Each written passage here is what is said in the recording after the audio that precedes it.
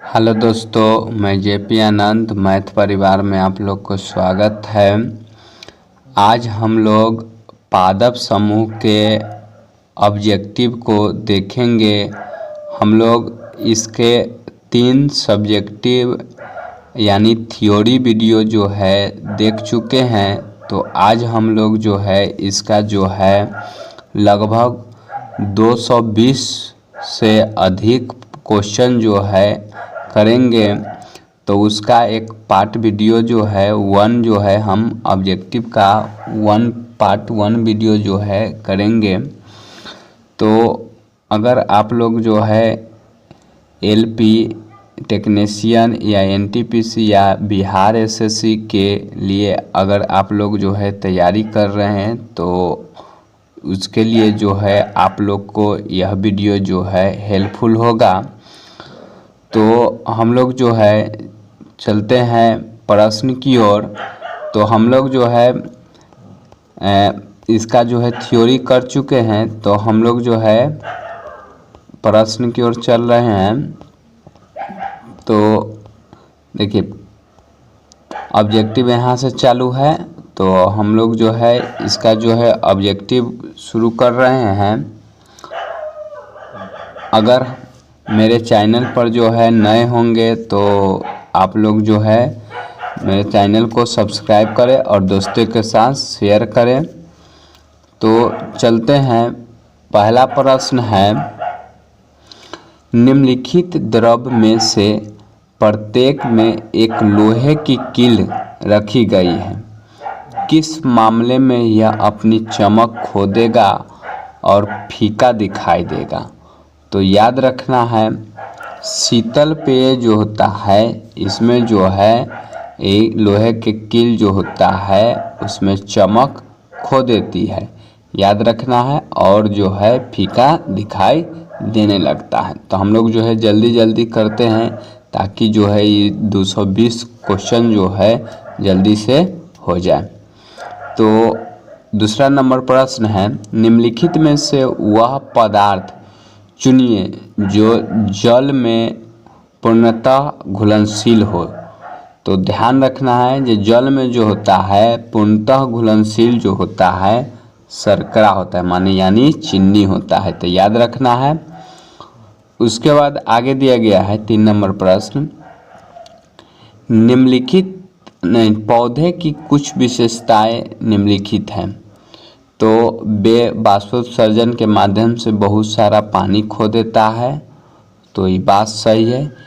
इनके पत्ते हमेशा चौड़े एवं चपटे होते हैं। तो याद रखना है कि इनके पौधे जो होता है हमेशा जो होता है चौड़े या याद रखना है चौड़े या चपटे हमेशा होते हैं। तो ये जो है आपको जो है ये गलती दिया गया है। और बाष्पोत्सर्जन के माध्यम से भी जो है याद रखना है सारा पानी नहीं खोता है, कम से कम पानी खोता है। तो इसके बाद आगे दिया गया है बाष्पोत्सर्जन के माध्यम से कम पानी खोता है। तो याद रखना है ये बात सही है। इनकी जड़ें मिट्टी में बहुत गहरी होती है। हाँ, तो ये बात सही है, ये भी बात सही है। तो याद रखना है 3 और 4 जो है सही है। उसके बाद हम लोग जो है आगे बढ़ते हैं निम्नलिखित में से कौन सा पौधा में श्वसन के लिए सही है। तो श्वसन के लिए जो है श्वसन दिन और रात दोनों समय होता है। तो याद रखना है ये श्वसन की क्रिया जो होता है पौधा में जो होता है केवल रात्रि के समय होता है। तो आपको जो है सही आंसर जो हो जाएगा बी होगा। उसके बाद आगे चलते हैं 5 नंबर प्रश्न है मिट्टी के संदर्भ में निम्न कथनों में को पढ़ें। तो मिट्टी के संदर्भ में देखिए अपक्षय मिट्टी के निर्माण की एक बहुत तेजी प्रक्रिया है। उसके बाद आगे दिया गया है रेतीली मिट्टी में पानी का रिसाव तेजी से होता है। उसके बाद 3 नंबर में दिया गया है दोमट मिट्टी में केवल रेत एवं मिट्टी होती है। तो उसके बाद आगे दिया गया है ऊपरी मिट्टी में आर्द्रता की मात्रा सबसे अधिक होता है। तो इसका जो है राइट आंसर जो हो जाएगा 2 और 4 होगा। याद रखना है, रेतीली मिट्टी में पानी का रिसाव तेजी होता है और ऊपरी मिट्टी में जो आर्द्रता जो होती है अधिक होता है। तो इसका राइट आंसर जो हो जाएगा ये होगा।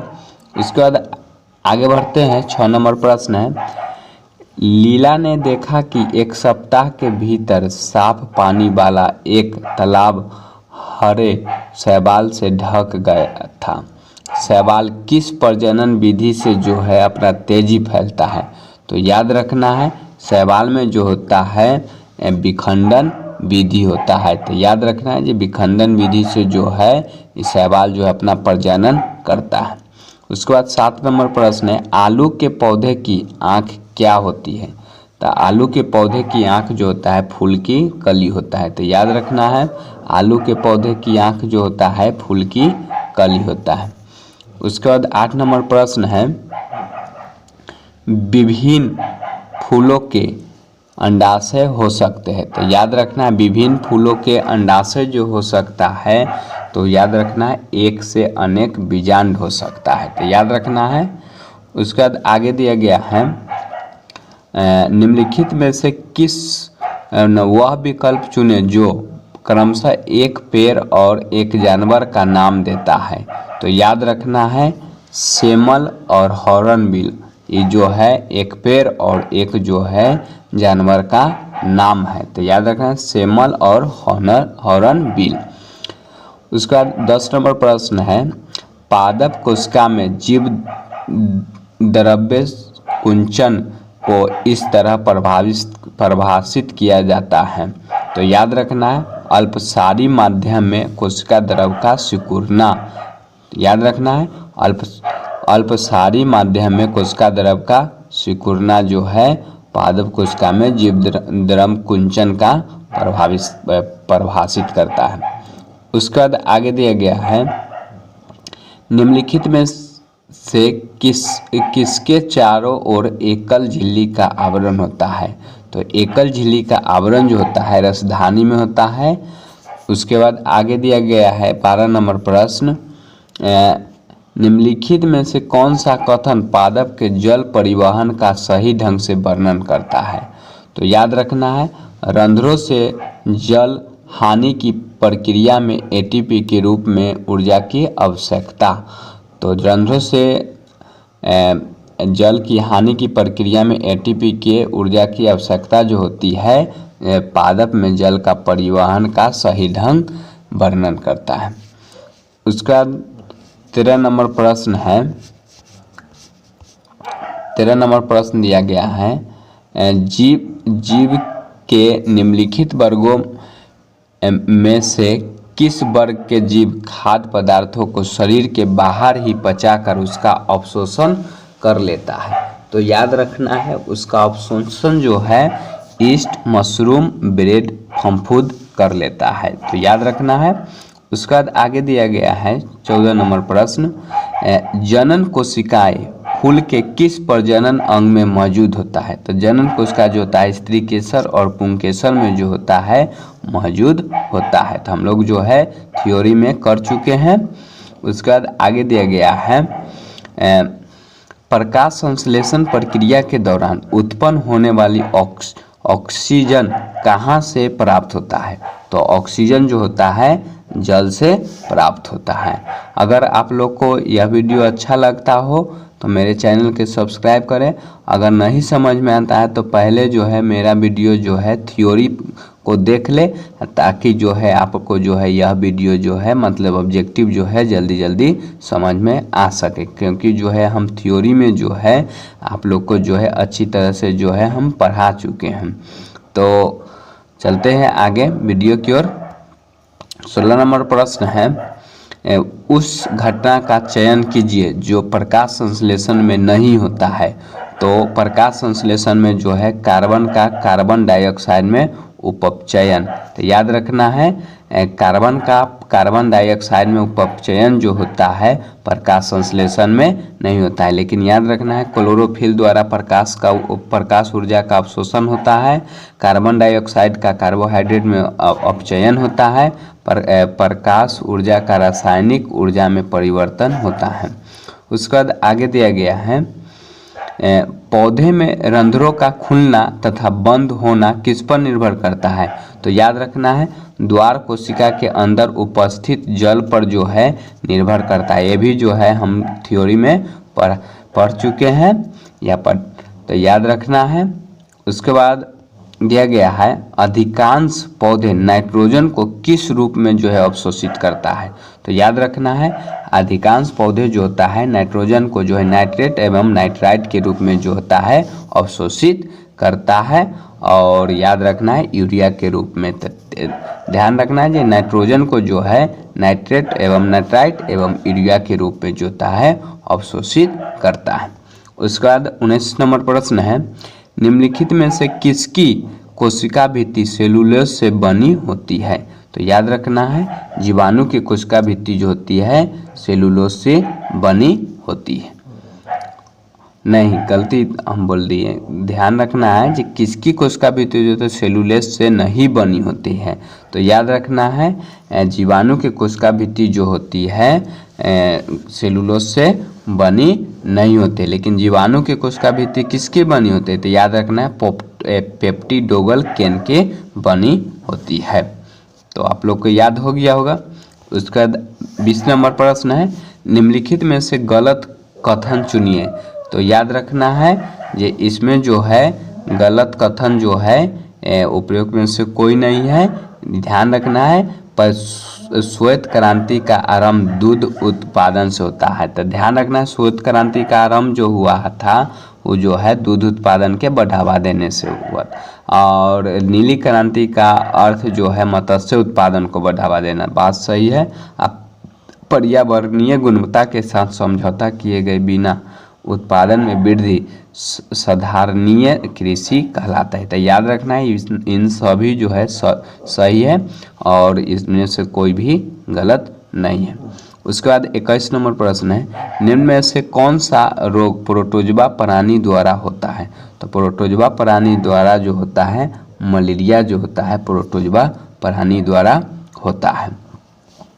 उसके बाद आगे बढ़ते हैं 22 नंबर प्रश्न है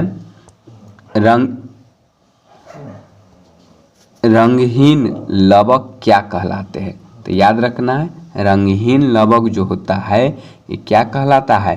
तो याद रखना है ल्यूकोप्लास्टिड कहलाता है। तो रंगहीन लवक जो होता है ल्यूकोप्लास्टिड कहलाता है। तो याद रखना है रंगहीन लवक क्या कहलाता है तो ल्यूकोप्लास्टिड कहलाता है। उसके बाद 23 नंबर प्रश्न दिया गया है जिम्नोस्पर्म में जल संवहन उत्तक सामान्यतः किसमें पाया जाता है। तो जिम्नोस्पर्म में जो होता है जल संवाहक जो होता है उत्तक जो होता है वाहिनी काय में पाया जाता है। तो याद रखिएगा जिम्नोस्पर्म जल संवाहक उत्तक समानता किस में पाया जाता है तो वाहिनी काय में पाया जाता है। उसके बाद आगे दिया गया है 24 नंबर प्रश्न कर्क कोशिका में निम्न में से किसकी उपस्थित होने से उनकी चाल माने जल तथा गैस के लिए जो है परागमय समाप्त हो जाती है। तो याद रखना कर्क कोशिका में जो होता है जल तथा गैसों के लिए जो है परागमय समाप्त हो जाता है। तो याद रखना है सुमेरिन के उपस्थित के कारण। तो याद रखना है। उसके बाद 25 नंबर प्रश्न दिया गया है एक चित्र दिया गया है और ABC है और इसमें जो है क्या चीज़ का चित्र है उसमें चर्चा किया गया है। तो याद रखना है ये परांकुर है बीजपत्री है और मूलांकुर है। देखिए बीज है बीज से ही जो है बीज से हम लोग जानते हैं जो बीजपत्री से एगो परांकुर निकलता है एगो मूलांकुर निकलता है। तो आप लोग जो ध्यान रखिएगा एगो परांकुर है बीजपत्री है और मूलांकुर है। उसके बाद आगे बढ़ते हैं पुष्प में नर एवं मादा युग्मकों को उत्पन्न करने वाले भाग को क्या कहते हैं। तो पुष्प में जो होता है नर और मादा युग्मक को जो है उत्पन्न कौन करता है तो परागकण एवं अंडाशय है। तो याद रखना है ये परागकण जो होता है नर को और अंडाशय जो होता है मादा युग्मक को जो है उत्पन्न करता है। उसके बाद 26 नंबर प्रश्न है, पराग नली की लंबाई किन किन के बीच की दूरी पर निर्भर करती है। तो याद रखना है पराग नली की लंबाई जो होती है वर्तिकार्क की ऊपरी सतह पर परागन और बीजांड पर निर्भर करती है। तो याद रखना है पराग नली की लंबाई जो होती है वो जो होता है परागन एवं बीजांड पर जो है निर्भर करती है। उसके बाद आगे दिया गया है, एकलिंगी पुष्पों के संदर्भ में निम्न में कथनों में से कौन सही है। तो याद रखना है एकलिंगी के पुष्प के संदर्भ में जो होता है ये जो है याद रखना है ये इसमें जो होता है इनमें से तो या तो पुंकेसर होते हैं या स्त्री केसर होता है। तो ये बात सही है। उसके बाद आगे दिया गया है इसमें परागन होता है, तो परागन होता है। अब वे एक लिंगी पुष्प जिसमें केवल पुंकेसर होते हैं फल उत्पन्न नहीं कर पाते हैं। तो याद रखना है इन सभी जो है ये तीनों जो है सही है। और एक में जो होता है पुंकेसर एवं स्त्री केसर दोनों जो होता है एक लिंगी में नहीं होता है, याद रखना है द्विलिंगी में होता है।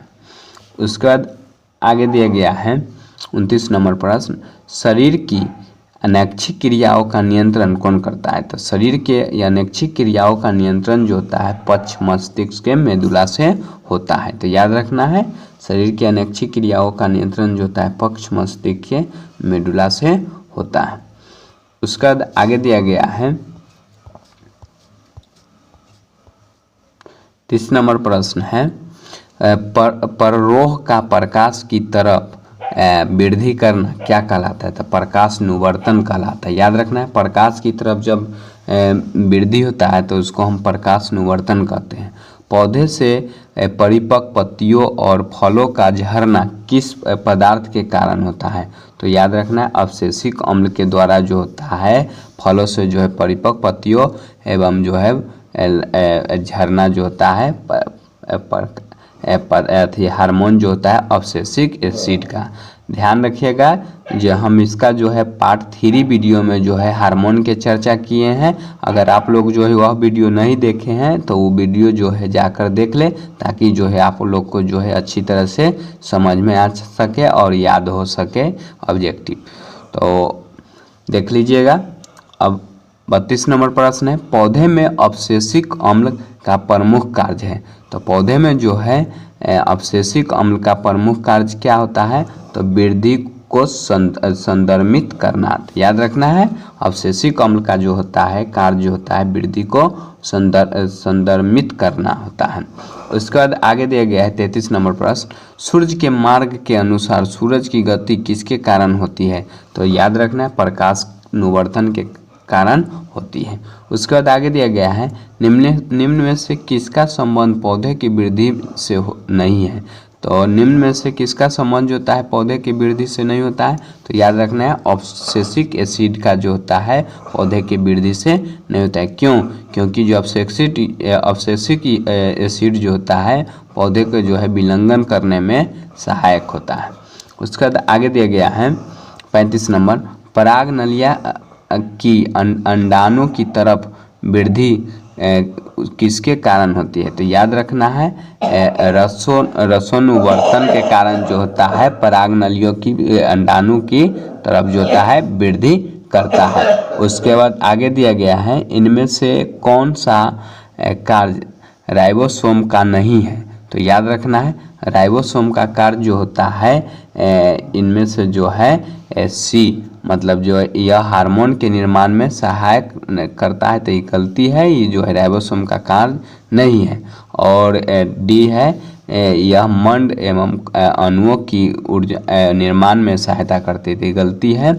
याद रखना है राइबोसोम का कार्य नहीं है। याद रखना है राइबोसोम का कार्य क्या होता है। तो एंजाइमों का निर्माण करना और प्रोटीन अणुओं का निर्माण करना। तो याद रखना है प्रोटीन अणुओं के निर्माण में सहायता करता है और एंजाइम के निर्माण में सहायता करता है कौन, राइबोसोम।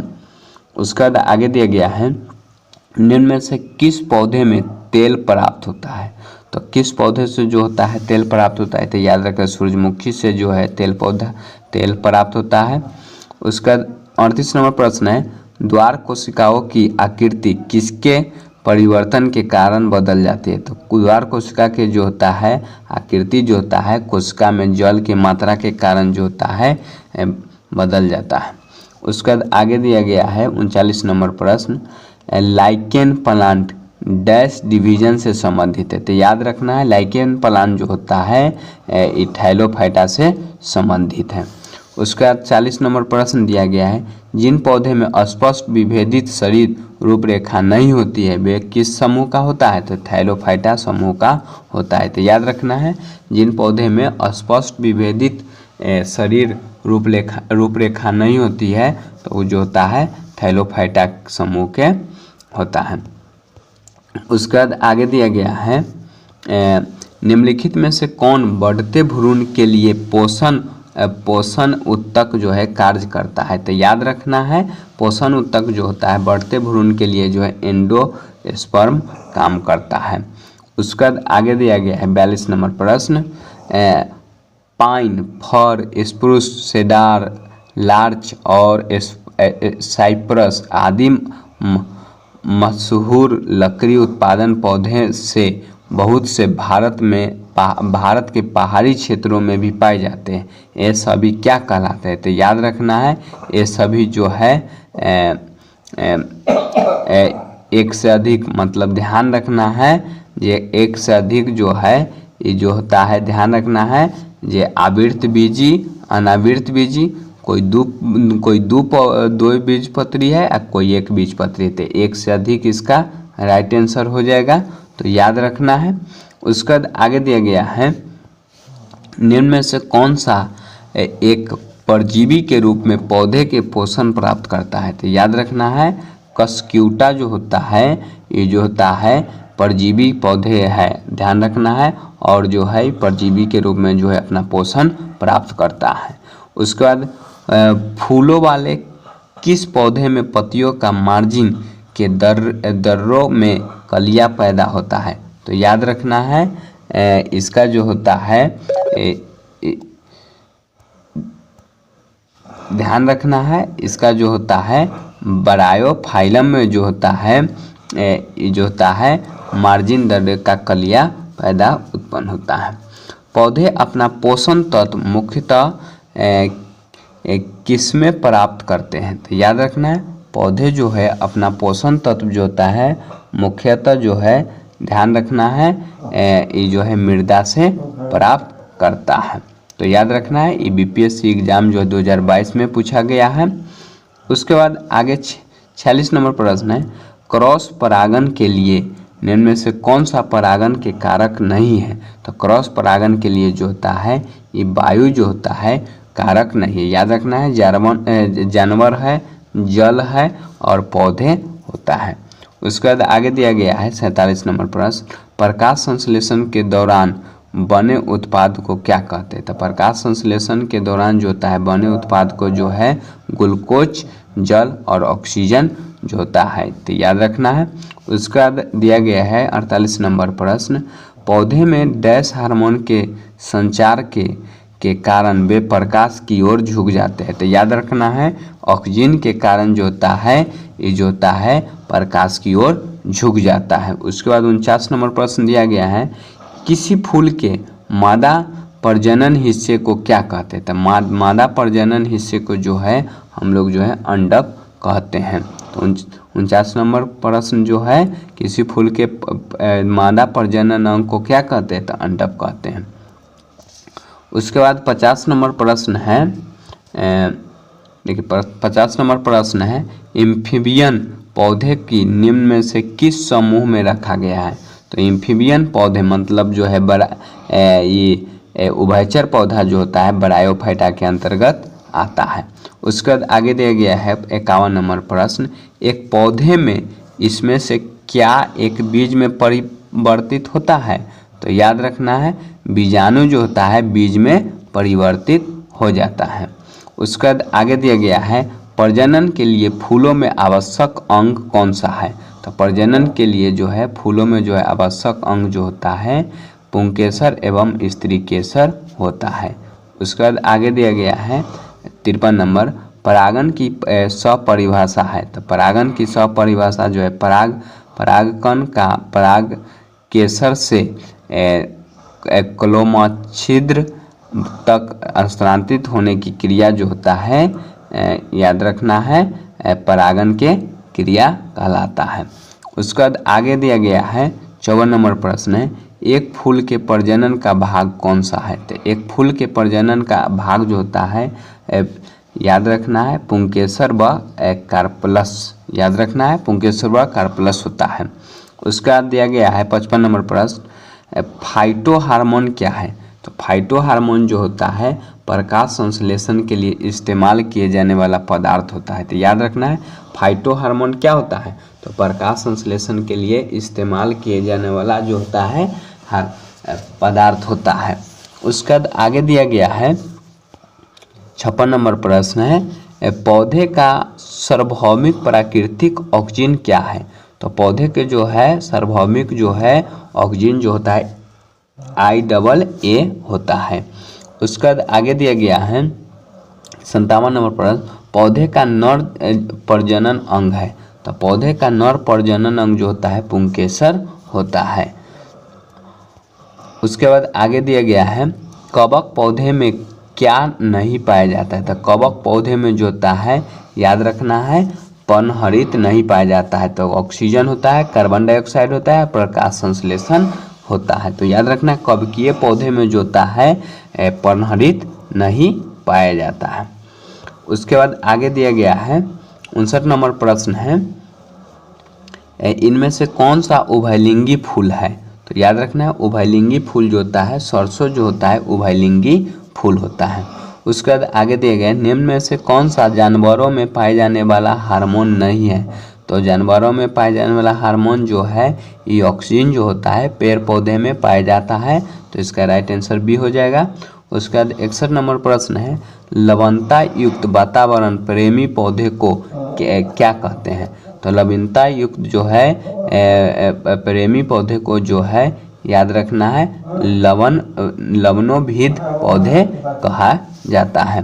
उसके बाद आगे दिया गया 62 नंबर प्रश्न, वनस्पति भागों या बीज के बजाय कोशिकाओं के माध्यम से नए पौधे को उगाना क्या कहलाता है। तो नए पौधे को उगाना जो है टिश्यू कल्चर कहलाता है। तो वनस्पति भागों या बीजों के बजाय से जो कोशिकाओं के माध्यम से जो है नए पौधे को उगाना क्या कहलाता है, तो टिश्यू कल्चर कहलाता है। उसके बाद आगे दिया गया है 63 नंबर प्रश्न, परागकण किस में पाया जाता है। तो परागकण जो होता है पराग कोश में पाया जाता है। तो याद रखना है परागकण जो होता है किस में पाया जाता है, तो पराग कोश में पाया जाता है। उसके बाद आगे दिया गया है 64 नंबर प्रश्न, पृथ्वी पर पाए जाने वाले ऑक्सीजन छोड़ने वाले प्रथम प्रकाश संश्लेषक जीव कौन था। तो याद रखना है साइनोबैक्टीरिया जो था ये जो है पृथ्वी पर पाए जाने वाला ऑक्सीजन छोड़ने वाला जो है प्रथम प्रकाश संश्लेषक जीव था। उसके बाद आगे बढ़ते हैं, पुष्पों के मध्य में स्थित डैश मादा प्रजनन भाग होता है। तो पुष्पों के मध्य में स्थित जो होता है याद रखना है अंडप जो होता है मादा प्रजनन अंग होता है। तो याद रखना है मादा प्रजनन अंग जो होता है अंडप होता है। उसके बाद आगे बढ़ते हैं 66 नंबर प्रश्न है, निम्न में से कौन सा जीव भोजन को शरीर के बाहर विखंडित करता है और फिर पाए हुए भोजन को जो है ये जो होता है अवशोषित करता है। तो याद रखना है मशरूम जो होता है ये भोजन को जो है शरीर के बाहर विखंडित कर देता है, फिर जो है उसमें जो पाए हुए जो भोजन होता है उसको फिर अवशोषित कर लेता है। उसके बाद आगे दिया गया है डैश नग्न बीजी होता है। तो पाइनस जो होता है नग्न बीजी होता है। तो याद रखना है पाइनस जो होता है नग्न बीजी होता है। 68 नंबर प्रश्न है, इनमें से कौन सा एक सेप्रोट्रोप है।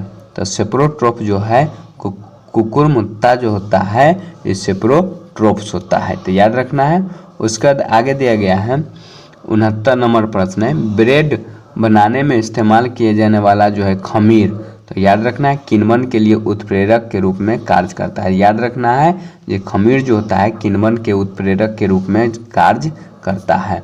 उसके बाद 70 नंबर प्रश्न है, देखिए 70 नंबर प्रश्न है, निम्नलिखित में से किस प्रकार के प्रजनन में पर्ण वयस्क छोटे जीव अपने जनक शरीर से अलग हो जाते हैं और एक नया स्वतंत्र जीव बनाते हैं? तो याद रखना है मुकुलन जो होता है ये जो होता है वयस्क होने पर जो है छोटा जीव से जो है अलग हो जाता है, फिर एक नया जो है स्वतंत्र जीव बनाते हैं। तो याद रखना है मुकुलन। उसके बाद आगे बढ़ते हैं, मशरूम एक है, तो मशरूम जो है एक कवक है। याद रखना है मशरूम क्या है, एक कवक है। उसके बाद 72 नंबर प्रश्न है, शैवाल निम्न में से किस समूह से संबंधित है? तो शैवाल जो होता है थैलोफाइटा से संबंधित होता है। उसके बाद आगे बढ़ते हैं, 73 नंबर प्रश्न है, निम्न में से क्या बीजाणु निर्माण द्वारा प्रजनन करता है? तो याद रखना है बीजाणु निर्माण द्वारा जो है प्रजनन जो है राइजोपस में होता है। उसके बाद आगे दिया गया है, कवक की कोशिका भित्ति बनी होती है, तो कवक की कोशिका जो भित्ति जो होती है काइटिन की बनी होती है। तो याद रखना है कवक की कोशिका भित्ति जो होती है किसकी बनी होती है? तो काइटिन की बनी होती है। उसके बाद 75 नंबर प्रश्न है, निम्न में से कौन सा तत्व पौधे द्वारा प्रोटीन के संश्लेषण हेतु उपयुक्त अनिवार्य तत्व है? तो प्रोटीन के संश्लेषण के लिए जो है नाइट्रोजन जो है अनिवार्य तत्व होता है। उसके बाद आगे दिया गया है 76 नंबर प्रश्न, डैश में असमान अनुजात कोशिका का उत्पादन होता है। तो असमान अनुजात कोशिका का उत्पादन जो होता है मुकुलन में होता है। याद रखना है। उसका दिया गया है 77 नंबर प्रश्न, मुकुलन के माध्यम से अलैंगिक प्रजनन किस में होता है? तो मुकुलन के माध्यम से जो होता है अलैंगिक प्रजनन जो होता है ईस्ट में होता है। तो याद रखना है। उसके बाद आगे दिया गया है 78 नंबर प्रश्न, निम्न में से कौन से जीव ब्रेड माल्ट के रूप में जो है जाने जाता है? तो ब्रेड माल्ट के रूप में जो होता है राइजोपस जो है पाया जाता है। उसका आगे दिया गया है, निम्न में से कौन सा पौधे थैलोफाइटा समूह से वर्गीकृत नहीं होता है? तो याद रखना है रिक्सिया जो होता है थैलोफाइटा समूह से वर्गीकृत नहीं होता है। लेकिन ध्यान रखना कारा, उल्वा और एस्पायरोगैरा जो होता है थैलोफाइटा समूह के एक भाग है। उसका 80 नंबर प्रश्न है, महासागरों में मौजूद शैवाल की विशाल मात्रा किसके अंतर्हित स्रोत उत्पन्न करता है? तो याद रखना है मीथेन के अंतर्हित जो होता है स्रोत उत्पन्न करता है। उसका आगे दिया गया है 81 नंबर प्रश्न है, निम्न में से कौन सा एक कोशिकीय हरित शैवाल है? तो हरित शैवाल जो है क्लेमाइडोमोनास जो होता है हरित शैवाल के रूप में होता है।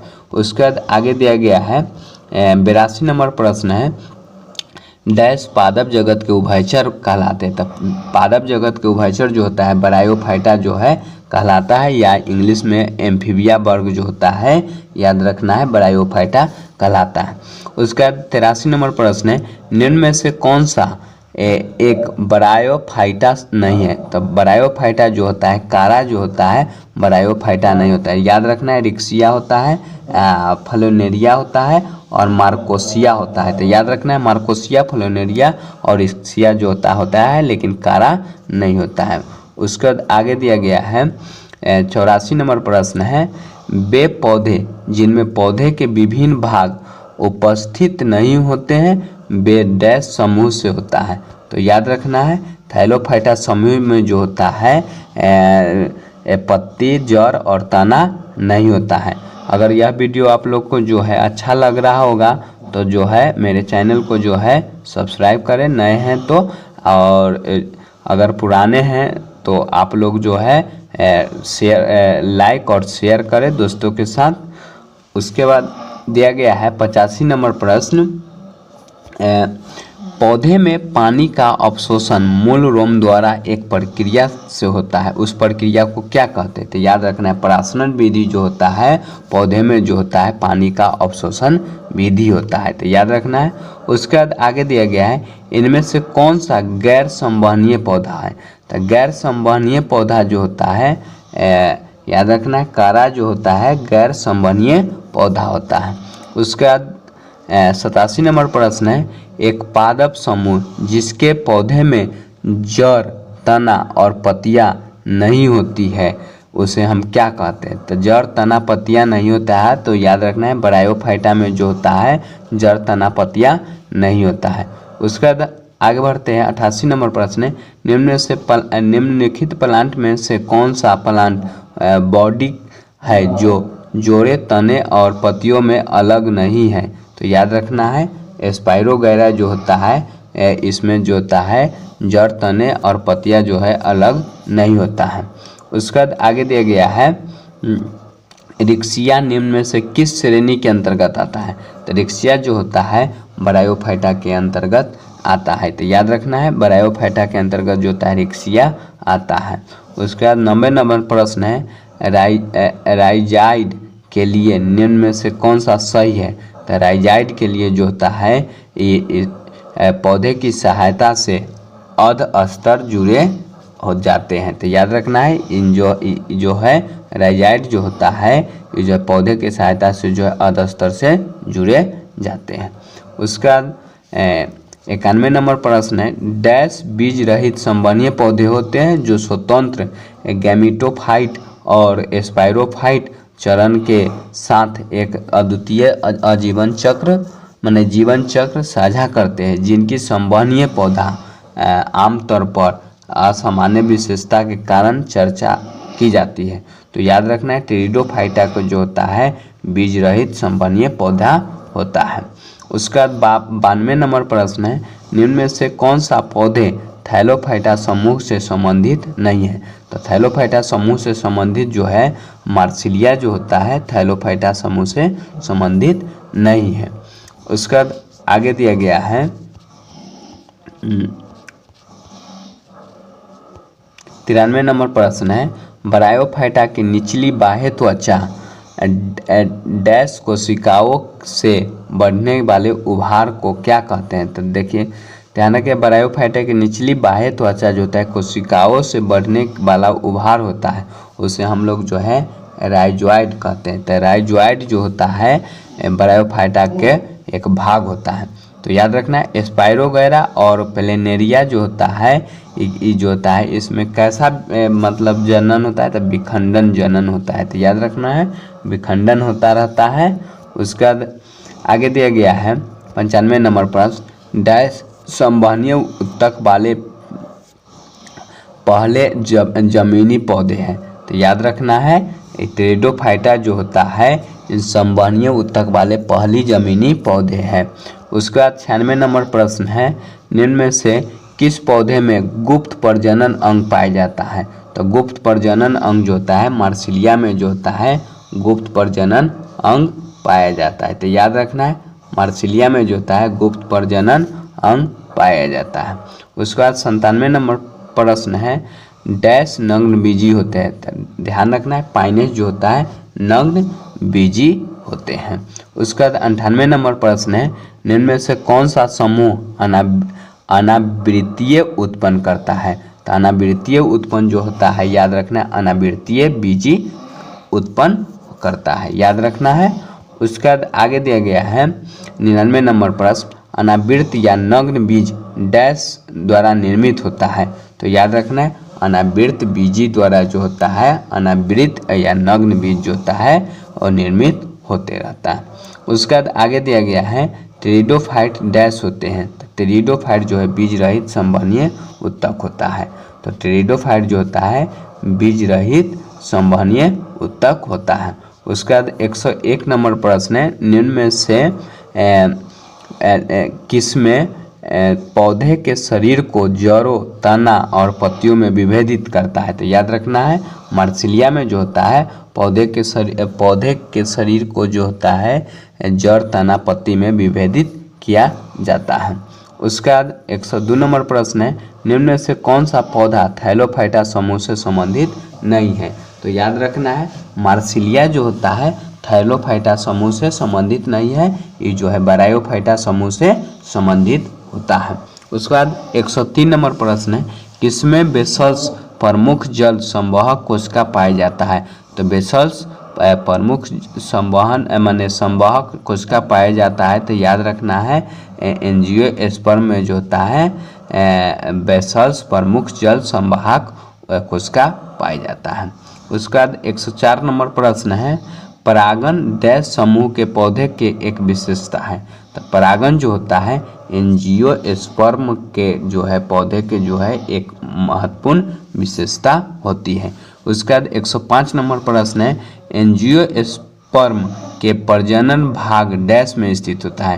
तो एंजियोस्पर्म के जो प्रजनन भाग जो होता है पुष्प में स्थित होता है। तो याद रखिएगा, वीडियो जो है बहुत लंबी हो जाएगी, तो इसलिए जो है आज हम लोग जो है इसका जो है आधा देखे हैं वीडियो, आधा जो है हम लोग कल इसका जो है ऑब्जेक्टिव करेंगे।